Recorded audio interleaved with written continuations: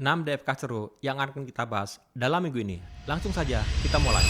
Pertama, ramai dan viral berita dari kompas.com tertanggal 17 April 2026 yang berjudul "Tak ada diskon minyak untuk Indonesia. Dubes Rusia sebut harga bisa jadi lebih tinggi." Berita tersebut keluar pasca hasil kunjungan bilateral Presiden Prabowo dan Menteri SDM Bahlil Lahadalia ke Rusia terkait mengamankan pasokan sumber energi nasional, khususnya minyak, pasca memanasnya situasi di Timur Tengah terkait konflik Iran dan tertutupnya Selat Hormuz. Berita ini sangat viral dan bahkan menjadi trending di berbagai platform media sosial.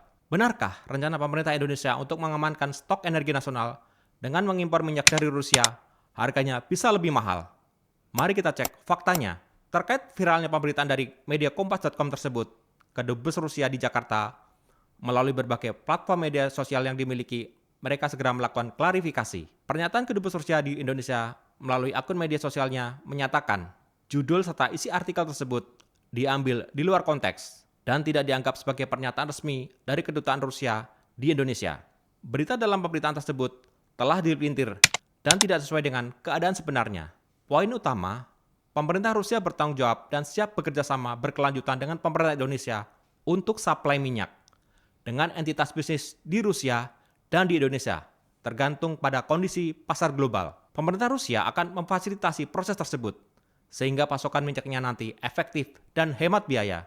Menyikapi respon dari pihak Kedubes Rusia tersebut, Kompas.com kemudian merevisi judul dari berita tersebut menjadi "Rusia siap jalin kerjasama minyak dengan Indonesia".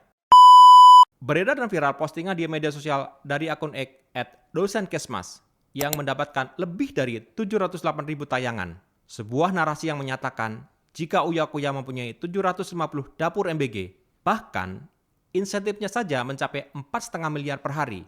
Yuk mari kita cek faktanya. Dari penulisan berita kredibel dan resmi, tidak ditemukan informasi yang menyatakan Uya Kuya mempunyai 750 dapur MBG. Menyikapi kabar hoax tersebut, Uya Kuya melalui akun media sosialnya @king_uyakuya melakukan klarifikasi sebagai berikut.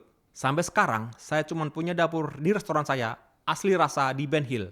Berkaca pada kasus kerusuhan akhir Agustus 2025 silam, di mana rumah Uya Kuya sampai dijarah massa terkait hoax joget viral di DPR RI, maka Uya Kuya melaporkan akun-akun yang menyebarkan hoax yang memposting jika dia memiliki 750 dapur MBG tersebut ke Polda Metro Jaya pada 18 April 2026 kemarin. Kembali viral postingan di X dari akun Salam 4 Jari yang mendapatkan lebih dari 248.000 tayangan.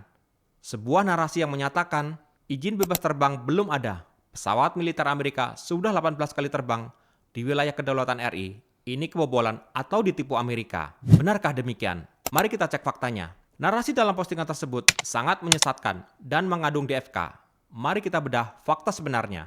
Semua pesawat ataupun kapal asing yang melintas damai di wilayah kedaulatan NKRI wajib membuat security dan flight clearance melalui Kemenlu, Kemhan, dan Mabes TNI. Setelah mendapatkan izin, mereka baru boleh melewati rute yang mereka inginkan tersebut. Tanpa mempunyai security dan flight clearance, pesawat ataupun kapal asing tetap boleh melewati, akan tetapi harus melambung melalui jalur ALKI. Keberadaan jalur ALKI sendiri, berdasarkan Konvensi Hukum Laut Internasional, semua kapal ataupun pesawat asing dibolehkan lewat dengan jalur damai, walau tanpa security dan flight clearance sekalipun, selama pesawat dan kapal asing melintas jalur ALKI dengan misi damai.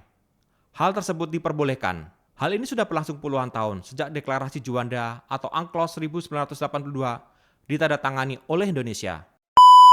Beredar postingan di media sosial dari akun TikTok @satgas.pasti88, pidato Ketua Dewan Komisioner OJK Mahendra Siregar yang menghimbau kepada masyarakat yang menjadi korban penipuan uang bodong dan investasi agar menghubungi nomor telepon yang tertera di bio akun terlampir. Mari kita cek faktanya. Benarkah pernyataan tersebut? Saya Mahendra Siregar menyampaikan kepada anggota jika ada anggota pernah mengalami kasus penipuan uang bodong hubungi kami Satgas pasti bisa menyelesaikan dan cepat dan tepat. Terima kasih. Dari penelusuran kanal berita resmi, tidak pernah ditemukan pernyataan Mahendra Siregar terkait isi pidato dalam video tersebut. Dari hasil analisa, suara dalam video tersebut adalah hasil buatan deepfake AI. Seperti kita ketahui, Mahendra Siregar sendiri juga sudah mengundurkan diri dari jabatannya sebagai Ketua Dewan Komisioner OJK sejak Januari 2026 silam. Jadi jelas, postingan tersebut adalah modus penipuan dan scamming. Dari hasil analisa lebih lanjut, semua postingan dari akun TikTok @satgas.pasti88 adalah semua konten penipuan dan scamming. Viral unggahan di media sosial pernyataan Menteri SDM Bahlil Lahadalia yang mengatakan rakyat yang tidak memakai sepeda motor listrik harus keluar dari Indonesia. Sekarang rakyat Indonesia disuruh ganti sama motor listrik. Kalau yang kagak mau ganti disuruh keluar dari Indonesia. Mengapa sih Pak, emang ada apa sama Bapak? Mari kita cek fakta sebenarnya. Apakah betul pernyataan tersebut? Dari penelusuran kanal berita resmi dan kredibel, tidak ditemukan bukti jika Bahlil mewajibkan rakyat Indonesia memakai motor listrik.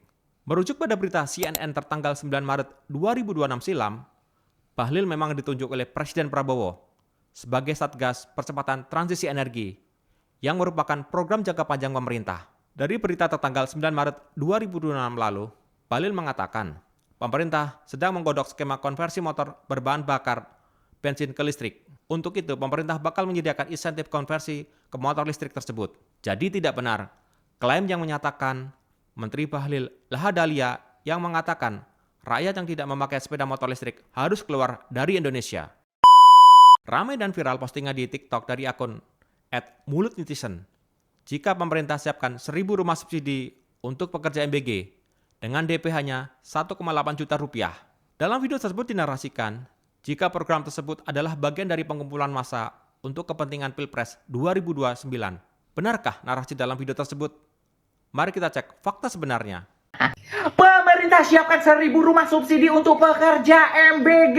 DP hanya 1,8 juta. Wow. Program rumah subsidi dengan skema FLPP atau Fasilitas Likuiditas Pembiayaan Perumahan dengan DP 1,8 juta merupakan bagian dari janji kampanye Presiden Prabowo yang akan membangun 3 juta rumah per tahun. Dalam hal ini, memang betul, pemerintah akan menyediakan 1.000 rumah bagi pekerja MBG.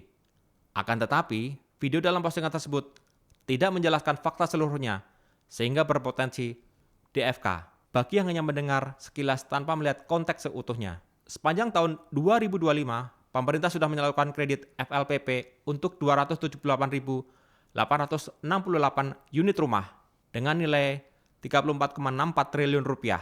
Data per April 2025 bisa dilihat, tenaga kesehatan mendapat 30.000 rumah, guru 20.000 rumah, nelayan 20.000 rumah, buruh 20.000 rumah, dan seterusnya. Jadi, narasi yang menyatakan hanya pekerja MBG yang menerima fasilitas kredit rumah murah adalah tidak benar dan menyesatkan.